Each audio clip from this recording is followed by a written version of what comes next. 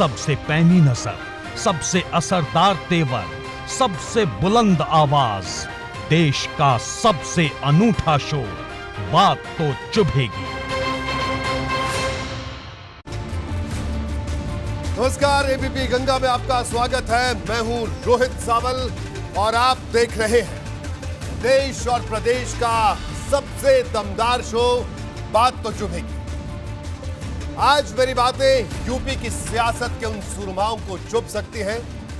आज मेरी बातें राजनीति में अवसर की प्रतीक्षा में बेकरार कई नेताओं को चुभ सकती हैं। आज मेरी बातें सियासी मौसम बदलने की आहट से अपनी चाल बदलने वाले कई नेताओं को चुभ सकती हैं। आज मेरी बातें सूत्रों की आड़ लेकर आधा अधूरा सच बयान करने वाले उन चुनिंदा खबरनवीसों को भी चुभ सकती है जो खबर के नाम पर आपसे सामने अटकलें परोस रहे हैं। उत्तर प्रदेश में रविवार से ही सूत्रों के हवाले से प्रकाशित और प्रचारित की गई कुछ खबरें चर्चा में हैं। इन खबरों के मुताबिक भाजपा और संघ के आला नेताओं की दिल्ली में गोपनीय बैठक हुई। यहां तक दावा कर दिया गया कि इस मीटिंग में पीएम मोदी और राष्ट्रीय स्वयंसेवक संघ के सर कार्यवाह दत्तात्रेय होसबोले भी मौजूद थे। दावा किया गया कि इस मीटिंग में यूपी के पंचायत चुनाव के नतीजों पर मंथन हुआ।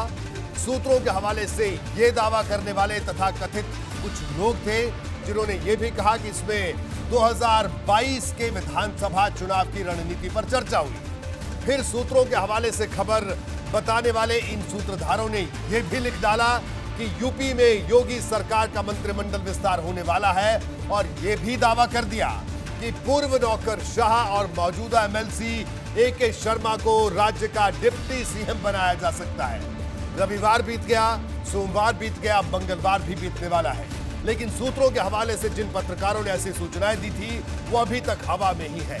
बात इतनी ही नहीं, मैं आज डंके की चोट पर आपको यह बताना चाहता हूं कि ऐसी तमाम अटकलों की जमीनी हकीकत अभी कुछ नहीं है।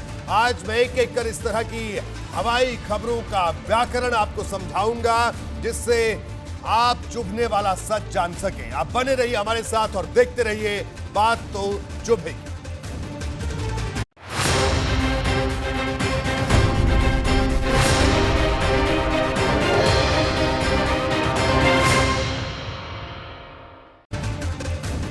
राजनीति की रणनीति तय करने वाले फैसले से पहले हर बात को पर्दे में रखते हैं। माना जाता है कि राज ही बना रहे तो अच्छा है। आज की चौंकाने वाली राजनीति में ऐसा कई बार हो चुका है, लेकिन कुछ लोग हैं जो नई शुरुआत कर देते हैं। वो सियासी दलों के इस अंदाज का फायदा उठाने में जुट गए हैं। इसका मकसद सिर्फ और सिर्फ अटकलों का एक गुबार पैदा करना और क्लिक बटोरना है। मैं इतनी बड़ी बात आपको बता नहीं रहा हूं, कह रहा हूं। आज मैं आपको बताऊंगा कि भाजपा और संघ के नेताओं की रविवार को जैसी बैठक होने का जिक्र किया गया, जिसकी चर्चा आप अखबारों और कुछ खबरिया चैनलों में सुन रहे होंगे, इसका सच्चाई से कोई लेना देना नहीं। आज मैं आपको भाजपा और संघ के अंदरूनी रिश्तों की केमिस्ट्री भी समझाऊंगा। इसे समझे बिना आप पूरी हकीकत को नहीं जान सकते। यह समझना इसलिए जरूरी है ताकि अगली बार आपको कोई गफलत में न डाल सके।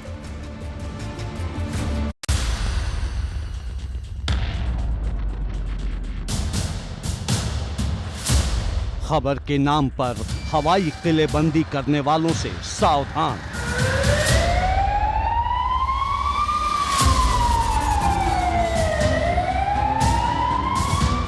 भाजपा संघ की दिल्ली में गोपनीय बैठक का दावा बेदम।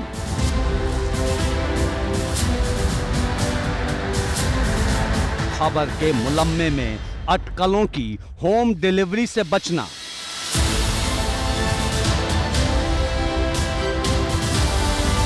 यूपी के सियासी हालात पर दिल्ली में बड़ी बैठक का दावा पंचर।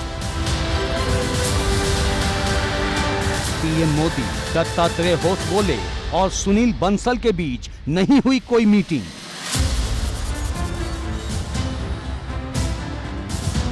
यूपी में मंत्रिमंडल विस्तार वाली अटकलों की क्यों निकली हवा?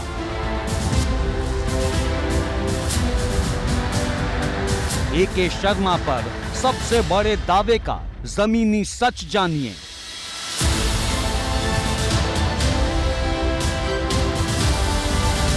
यूपी की सियासत के ग्राउंड जीरो का सटीक विश्लेषण। बात तो चुभेगी।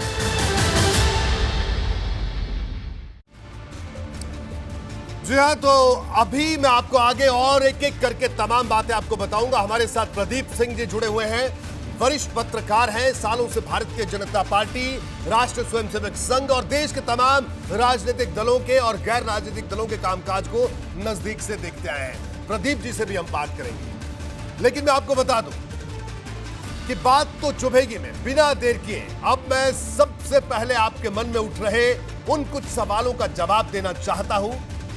इस पर तस्वीर पूरी तरह साफ कर देना चाहता हूं। जी हां, एक एक करके आप ग्राफिक के जरिए आप समझिए पहली अटकल क्या थी। देखिए, जो पहली अटकल थी वो ये थी कि क्या पंचायत चुनाव के नतीजों पर मंथन के लिए भाजपा संघ की दिल्ली में कोई बैठक हुई। ये सबसे पहली अटकल थी और इसका जवाब आप सुन लीजिए। इसका जवाब है नहीं, ऐसी कोई सीक्रेट मीटिंग नहीं हुई जिस मीटिंग में प्रधानमंत्री नरेंद्र मोदी, राष्ट्रीय अध्यक्ष जेपी नड्डा, गृह मंत्री अमित शाह, प्रदेश संगठन मंत्री सुनील बंसल और राष्ट्रीय स्वयंसेवक संघ के सर कार्यवाह दत्तात्रेय ओसबोले शामिल हुए हो। ऐसी दिल्ली में कोई बैठक नहीं हुई है। सिरे से हम इस बात को खारिज कर रहे हैं, लेकिन ये 2 दिन से ये खबर हवा में तैर रही है कि ऐसी बैठक हुई और इस बैठक में यूपी पंचायत चुनाव के नतीजों पर मंथन हुआ, लेकिन हकीकत यह है कि ऐसी कोई बैठक नहीं हुई। तो ये अपने आप में एक बड़ी बात है, क्योंकि इस बैठक के बाद ही ऐसी अटकलों का बाजार और ज्यादा गर्म हो गया। मैं आपको बता दूं, अगर आप चुनाव से कुछ महीने पहले देखिए, अब कुछ सवाल है जो यूपी की राजनीति को लेकर इतने बड़े पैमाने पर अटकलबाजी क्यों हो रही है, ये मैं आपको उसकी एक वजह बताता हूं। अटकलबाजी की पहली वजह है, आपको बता दूं कि भाजपा केंद्रीय नेतृत्व भ्रम की स्थिति नहीं चाहता है, इसलिए इन तमाम अटकलों पर विराम लगता हुआ दिख रहा है। जी हां, ये मैं एक करके आपको बता रहा हूं, ऐसे कदम से संगठन सरकार का मनोबल कमजोर होगा और विरोधियों को बैठे बिठाए बड़ा मुद्दा मिल जाएगा अगर ऐसी स्थिति होती है, क्योंकि ये उन लोगों को भी सोचना चाहिए जो लोग इस तरह की खबरें उड़ाते हैं। बिल्कुल, इस ग्राफिक को मैं यहीं रोकूंगा। प्रदीप जी हमारे साथ जुड़े, एक एक करके हम आपको चीजें बताते हैं। सबसे पहले हमने बात की उस बैठक की जिस बैठक में दावा किया गया कि ये तमाम लोग इस बैठक में मौजूद थे, लेकिन जो लोग संघ की वर्किंग को समझते हैं, राष्ट्रीय स्वयंसेवक संघ की, वो कहीं ना कहीं इस बात को बड़े अलग तरीके से देखते हैं। प्रदीप जी, हमारे पास ये पुख्ता जानकारी है और संघ की अगर वर्किंग को आप देखें, कि आपको लगता है कि संघ के सरकार्यवाह किसी ऐसी बैठक में शिरकत करेंगे जहां पर भारतीय जनता पार्टी के प्रदेश संगठन मंत्री हो, जहां पर बीजेपी के राष्ट्रीय अध्यक्ष हो, गृह मंत्री हो, प्रधानमंत्री हो और पंचायत चुनाव पर चर्चा हो? क्या ये मुमकिन है प्रदीप जी? असंभव।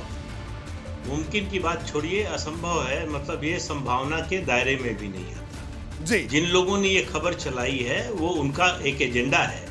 एजेंडा ये है कि उत्तर प्रदेश का चुनाव 2022 में फरवरी मार्च में होना है, तो उस चुनाव से पहले हमला होगा योगी आदित्यनाथ पर। लेकिन असली निशाना है प्रधानमंत्री नरेंद्र मोदी पर। उनको लगता है जो लोग ये खबरें इस तरह की चला रहे हैं, और रोहित जी तैयार रहिए, ऐसी खबरों की बाढ़ आने वाली है। अगले 7-8 महीने में आपको लगातार ऐसी खबरें मिलेंगी। अभी चलाया जाएगा कि योगी आदित्यनाथ को हटाया जा रहा है, उनसे प्रधानमंत्री नाराज हो गए हैं, कभी चलेगा गृह मंत्री नाराज हो गए हैं, कभी कहा जाएगा संघ के लोग नाराज हो गए हैं। ये सब खबरें चलाई जाने वाली हैं। लेकिन देखिए, संघ जो है, इस तरह बीजेपी और संघ का रिश्ता सबको मालूम है, उसमें कोई तो प्रदीप जी, आपने ये बात साफ की और हमने बिल्कुल आज हम आपके साथ इसीलिए चर्चा कर रहे हैं। तो मैं अपने दर्शकों को बताना चाहूंगा कि प्रदीप सिंह जी का भी यही कहना है कि राष्ट्रीय स्वयंसेवक संघ के सर कार्यवाह किसी भी ऐसी बैठक का हिस्सा नहीं हो सकते। ये संघ की कार्यशैली का एक बड़ा हिस्सा है। संघ और भारतीय जनता पार्टी के बीच जिस तरीके से कामकाज होता है, ये उसकी एक बड़ी साफ तस्वीर है। कि ऐसी बैठक में जब कोई ऐसी चर्चा होती है तो संघ का अखिल भारतीय स्तर का, संघ का दूसरे नंबर का पदाधिकारी कभी इस बैठक में, ऐसी बैठक में नहीं बैठेगा। यानी इस बैठक की बात ही पूरी तरह से निराधार है। प्रदीप जी ने भी इस बात पर मोहर लगाई। अब आगे बढ़ते हैं। भाजपा और संघ के बीच आज तक सियासी मसले पर ऐसी कोई बैठक नहीं हुई जैसी अटकलें हुई। कई बड़े खबर नवीसों ने ये अटकलें लगाई, जिससे खबर बताकर आपके सामने पेश किया गया। ऐसा मैं इसलिए कह रहा हूं क्योंकि हर दल की एक शैली है और इसे गहराई से जानना जरूरी है। हर पार्टी की एक वर्किंग स्टाइल है, उसे करीब से समझना जरूरी है।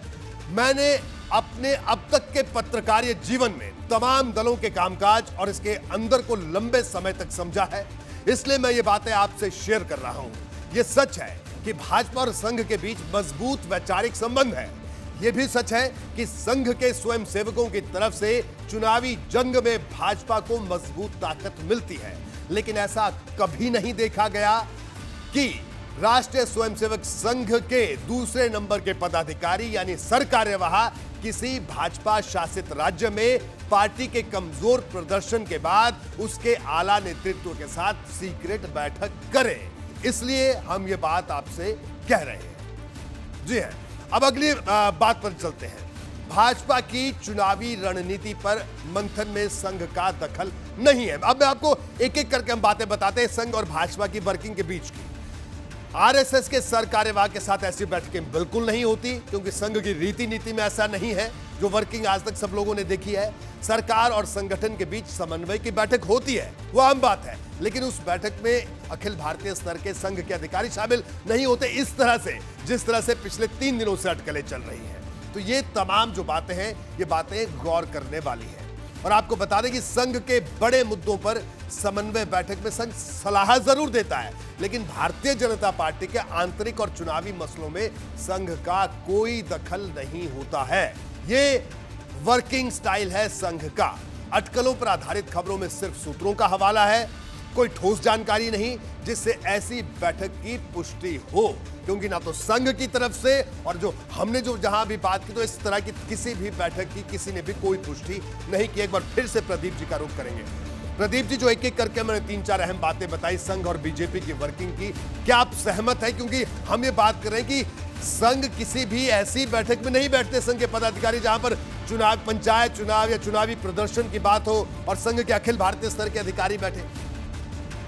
बिल्कुल ठीक कह रहे हैं। देखिए, संघ जो है वो भारतीय जनता पार्टी की जो डे टू डे एक्टिविटी है या उनका संगठन का जो कामकाज है उसमें सीधे कोई दखल नहीं देता। वहाँ जो बातचीत होती है, समन्वय होता है, वो वैचारिक आता है। और संघ को संगठन के मामले में जो करना होता है, संघ की ओर से भारतीय जनता पार्टी का राष्ट्रीय जो संगठन महामंत्री होता है और राज्यों में संगठन मंत्री जो होता है, महामंत्री जो होता है, वो संघ की ओर से आता है। तो संघ को जो बात कहनी होती है उनके जरिए पहुंचती है। इस तरह की बैठक में वो भी पंचायत चुनाव को लेकर, देखिए बहाना बनाया गया पंचायत चुनाव को, जैसे बहुत बड़ा जो है जनादेश आ गया हो बीजेपी के खिलाफ। 2016 में पंचायत चुनाव में बीएसपी ने स्वीप किया था जी। और उसके बाद 2017 का विधानसभा चुनाव हुआ तो सिर्फ 19 सीटें मिली बसपा को। तो पंचायत चुनाव और विधानसभा चुनाव का कोई सीधा संबंध नहीं। बिल्कुल जी। प्रदीप जी, मैं आपको प्रदीप जी रोकूंगा, आपके पास दोबारा आऊंगा। अब सवाल यह है कि यूपी की राजनीति को लेकर इतने बड़े पैमाने पर अटकलबाजी क्यों हो रही है? अब इसकी वजह को समझिए। यह सच है कि पंचायत चुनाव में भाजपा को झटका लगा है। यह सच है कि अंदरूनी तौर पर पार्टी के भीतर इसकी वजह पर मंथन भी हो रहा है। यह सच है कि 2022 के विधानसभा चुनाव की रणनीति के लिए बैठकों का दौर भी शुरू है। यह भी सच है कि भाजपा के दिग्गज विधानसभा चुनाव जीतने के लिए बड़े दांव पर दिमागी कसरत कर रहे हैं। ये स्थितियां पूरी तरह साफ है। इन हालात में अटकलों को खबरों के रूप में बेचने वालों को बड़ा मौका मिल गया। लेकिन मैं साफ कर दूं कि इन सब के बावजूद ये सारी कड़ियां दिल्ली की किसी गोपनीय बैठक से नहीं जुड़ती हैं। प्रदीप जी, जो बात आप कह रहे थे मैं उसी बात को आगे बढ़ा रहा हूं और उससे जुड़ा हुआ सवाल कि जो 3 दिनों से पूरे उत्तर प्रदेश में चर्चा का जो बाजार गर्म था वो एक बैठक से शुरू हुआ और आपने भी उस बैठक के बारे में बताया कि ऐसी बैठक की कोई संभावना ही नहीं है। तो उसके बाद की जो बातें हैं, पंचायत चुनाव और ये तमाम बातें, हाँ बीजेपी इस पर विचार कर रही है, लेकिन इतने बड़े स्तर पर विचार हुआ ये साफ है कि ऐसी स्थिति अभी नहीं हुई है। बिल्कुल ठीक बात कह रहे हैं। देखिए, हम एक बड़ी महामारी के दूसरी लहर के दौर में हैं, जो बड़ी भयंकर स्वरूप में सामने आई है। पूरा देश उससे लड़ रहा है। ये ठीक है कि पार्टियां अपना कामकाज भी साथ साथ करती हैं, संगठन में विचार विमर्श भी चलता है, चुनाव होने वाले हैं 7-8 महीने बाद, तो जाहिर है कि उसकी भी चर्चा होगी। लेकिन इस तरह से प्रधानमंत्री के स्तर पर और सर कार्यवाह के स्तर पर बैठक हो, ये बिल्कुल किसी भी तरह से संभव नहीं है। ये माहौल बनाया जा रहा है उत्तर प्रदेश के चुनाव से पहले, इस तरह का कि एक शंका लोगों के मन में पैदा की जाए। बीजेपी डरी हुई है, बीजेपी सशंकित है। देखिए पंचायत चुनाव में क्या हाल हुआ, नाराजगी लोगों में बहुत ज्यादा है। किसके लिए आप ये अभियान चला रहे हैं? ऐसे दो नेताओं के खिलाफ जो अपने घर से बाहर नहीं निकले हैं 4 साल में। जी बिल्कुल प्रदीप जी, ये बड़ा अहम सवाल है। और एक और बड़ी बात प्रदीप जी, मैं आपके पास फिर आऊंगा अगले सवाल के लिए। अटकलों के सिर पैर नहीं होते हैं, लेकिन ये बातें जब चर्चा में आती हैं तो फिर कयासों का अंतहीन दौर शुरू हो जाता है। यूपी की सियासत में इस वक्त यही आलम है। नौकरशाही की दुनिया से राजनीति की राह पर चलने का फैसला करने वाले एके शर्मा को लेकर चल रही चर्चाएं कुछ ऐसी ही है। 1988 बैच के गुजरात कैडर के आईएएस रहे एके शर्मा पीएम मोदी के बेहद करीबी है। यूपी के मऊ के रहने वाले एके शर्मा ने जनवरी में भाजपा की सदस्यता ली थी, फिर एमएलसी बनाए गए। उन्हें पीएम मोदी के संसदीय क्षेत्र वाराणसी में कोविड कंट्रोल की जिम्मेदारी सौंपी गई। अरविंद कुमार शर्मा ने शानदार काम किया, जिसकी प्रधानमंत्री ने खुद तारीफ की। इसके बाद शर्मा की पहले पीएम मोदी और फिर सीएम योगी से मुलाकात हुई, बात हुई, इस तरह की बातें भी सामने आई, जिसके बाद नई अटकलें चल पड़ी कि अरविंद कुमार शर्मा को राज्य का उप मुख्यमंत्री बनाया जा सकता है। यह भी दावा किया गया कि दिल्ली में हुई सीक्रेट बैठक में, हम ये बैठक नहीं, तथाकथित सीक्रेट बैठक में इस पर चर्चा हुई। लेकिन मैं ये साफ कर दूं कि ऐसा नहीं हुआ है।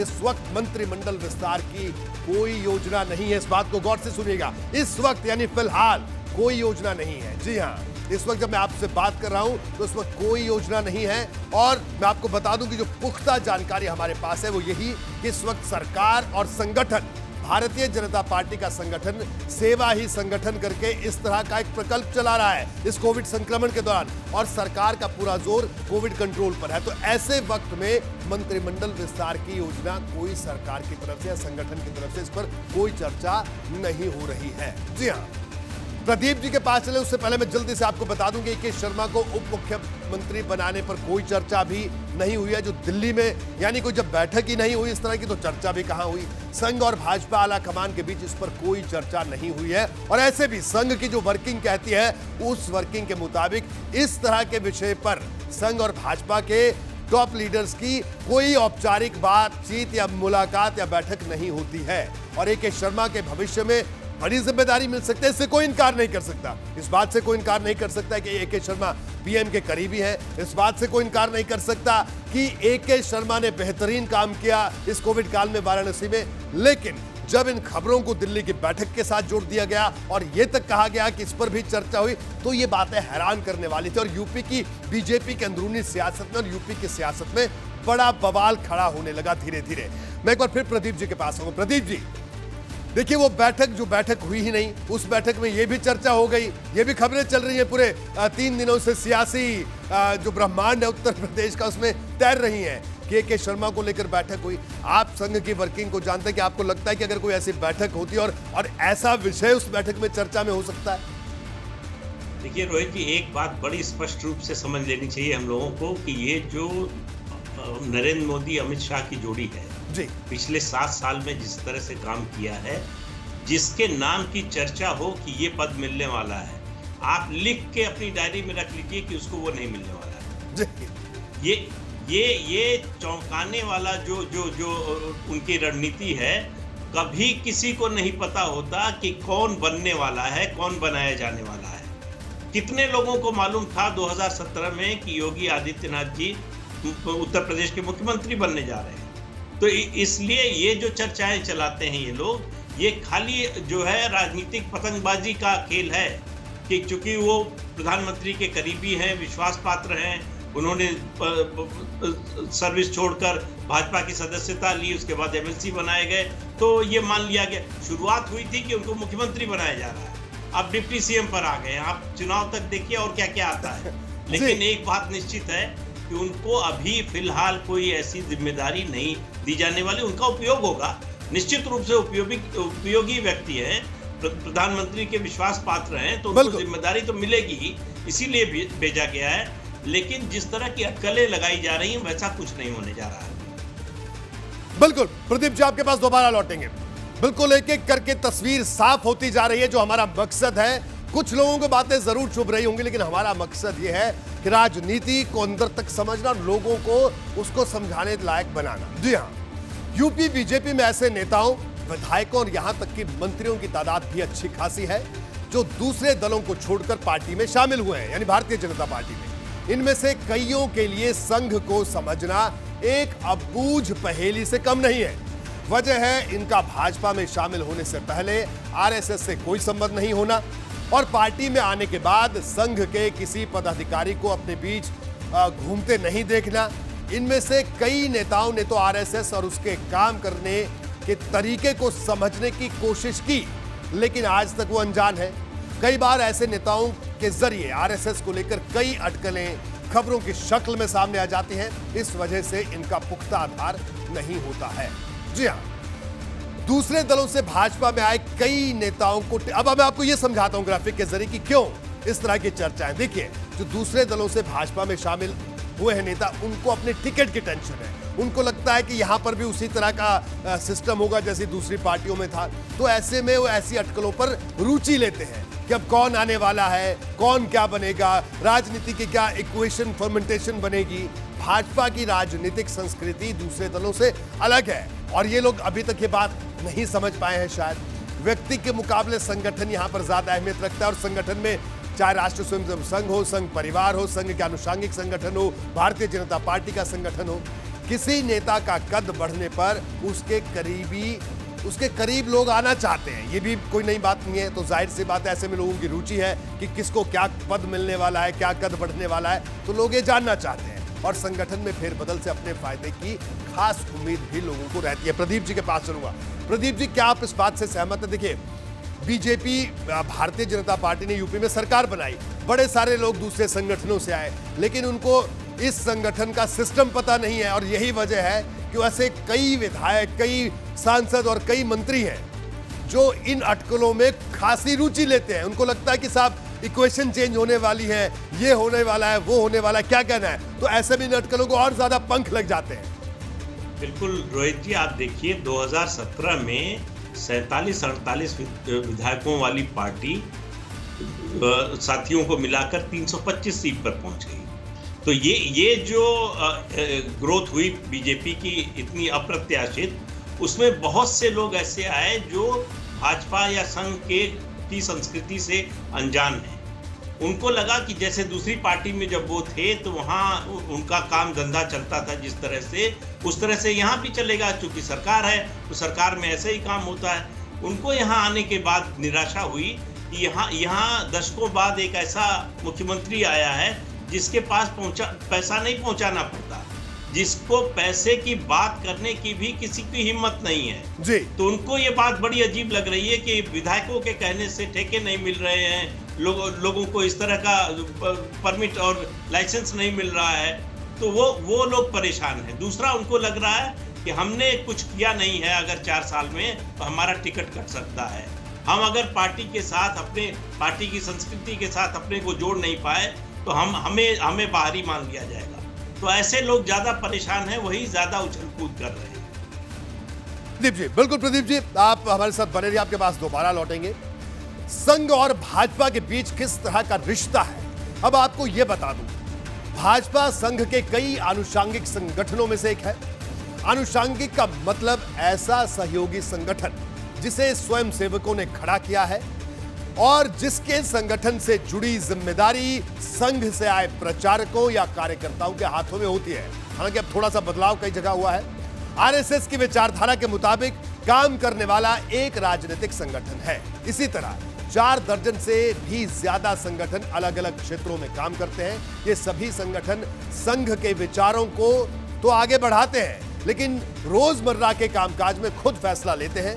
संघ प्रमुख मोहन भागवत ने कई बार ये बातें दोहराई हैं। भाजपा के फैसलों में संघ दखल नहीं देता है। हाँ, संघ सलाह जरूर देता है, लेकिन इसे मानना ना मानना पार्टी के नेताओं पर निर्भर करता है। देखिए ये खास रिपोर्ट। नमस्ते सदा वत्सले मातृभूमे, नमस्ते सदा वत्सले मातृभूमे, त्वया हिंदू भूमे सुखम वर्धितोऽहम्।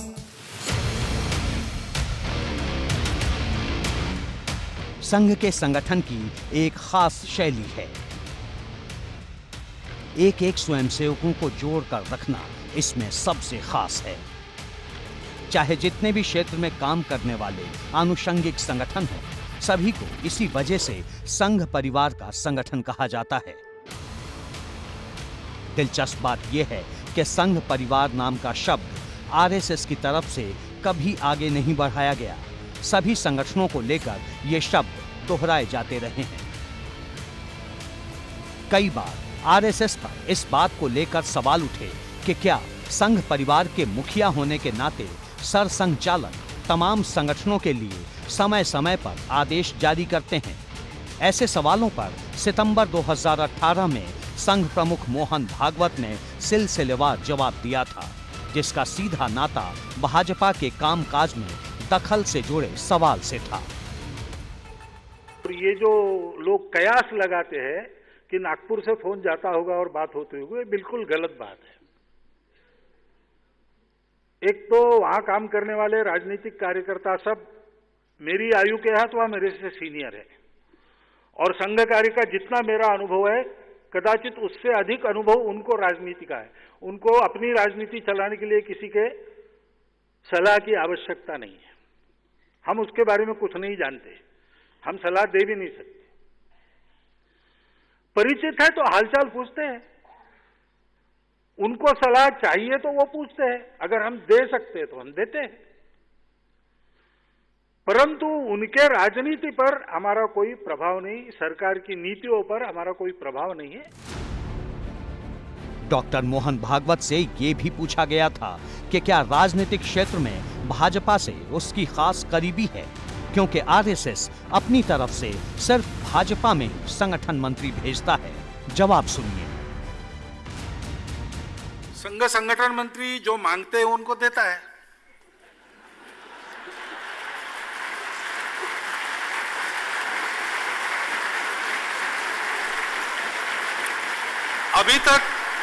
अभी तक और किसी ने मांगा नहीं है।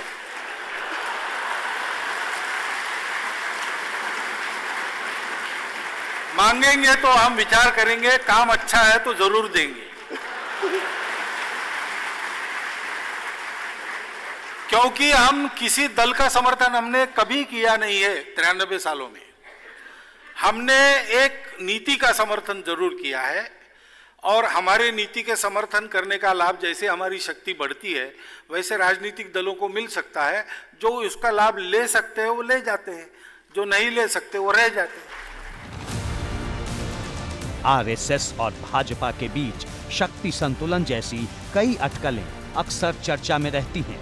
ऐसी खबरों को खूब हवा दी जाती है, लेकिन सार्वजनिक तौर पर ऐसा कोई मौका नहीं आया जब संघ और भाजपा के बीच किसी मुद्दे पर मतभेद खुलकर सामने आए हों। एबीपी गंगा के लिए ब्यूरो रिपोर्ट।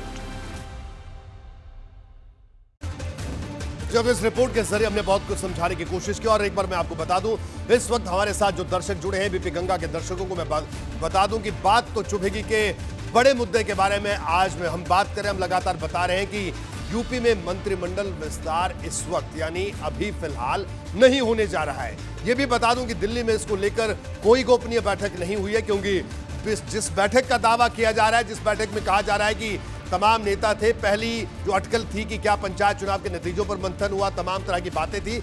ये दावा किया गया, ये अटकलें थी कि एक बैठक हुई जिस बैठक में PM, JP Nadda, Amit Shah, Dattatreya Hosabale, sir कार्यवाह राष्ट्रीय स्वयंसेवक संघ के सुनील बंसल जो कि संगठन मंत्री हैं भारतीय जनता पार्टी उत्तर प्रदेश के, ये सब लोग मौजूद थे। तो ऐसी कोई बैठक नहीं हुई, क्योंकि संघ की कोई ऐसी परंपरा नहीं है कि ऐसी बैठक में, जिस बैठक में भारतीय जनता पार्टी के चुनाव नतीजों पर मंथन होना हो, तो उस बैठक में कोई शामिल होगा।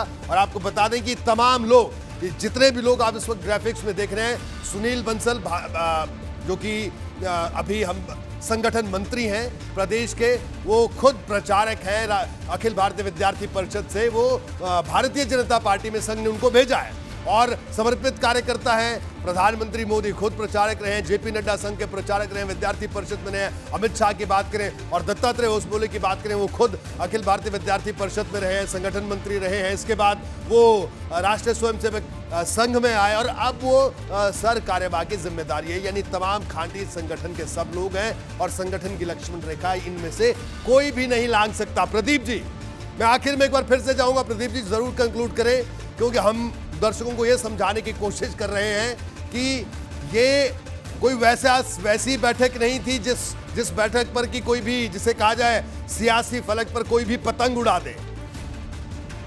नहीं, बिल्कुल रोहित जी, देखिए आप एक सामान्य सी बात सोचिए, मतलब जिन लोगों ने खबर चलाई उनका कॉमन सेंस देखिए आप, कि उत्तर प्रदेश पर इतनी महत्वपूर्ण बैठक होगी और उसमें उत्तर प्रदेश के मुख्यमंत्री और प्रदेश अध्यक्ष शामिल नहीं होंगे। ये संभव है क्या जी? तो उसी से पता चलता है कि ये सब जो है कयासबाजी है, सिर्फ जो है संदेह पैदा करना, माहौल को बिगाड़ना, वो मकसद है संघ की।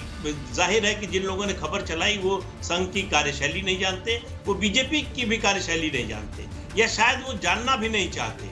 उनका मकसद वो सब जानना नहीं है, उनका मकसद जो है सच्चाई जानना या तथ्य बताना नहीं था। उनका मकसद था एक गलतफहमी पैदा करना, एक माहौल इस तरह का नकारात्मक बनाना, और वो उसकी कोशिश उन्होंने की है, जिसमें वो बुरी तरह से नाकाम रहे। बिल्कुल प्रदीप जी, आपका बहुत बहुत शुक्रिया इस पूरी चर्चा में शामिल होने के लिए। प्रदीप सिंह जी हमारे साथ मौजूद थे, जिन्होंने इस पूरी खबर से पर्दा हटाने में तथ्यात्मक तमाम बातें कही और हमने भी आपको तमाम बातें बताई कि आखिरकार हकीकत क्या है और अटकलें क्या है, सूत्र क्या है। इन सब बातों की हकीकत आपको बताने की कोशिश की। लबोलुआब यही है कि फिलहाल सरकार और संगठन, जो हमारे पास खबर है, पुख्ता खबर है, वो यही है कि दोनों का अभी ध्यान इसी बात पर है कि कोविड कंट्रोल कैसे किया जाए। फिलहाल मंत्रिमंडल विस्तार की कोई रणनीति नहीं है।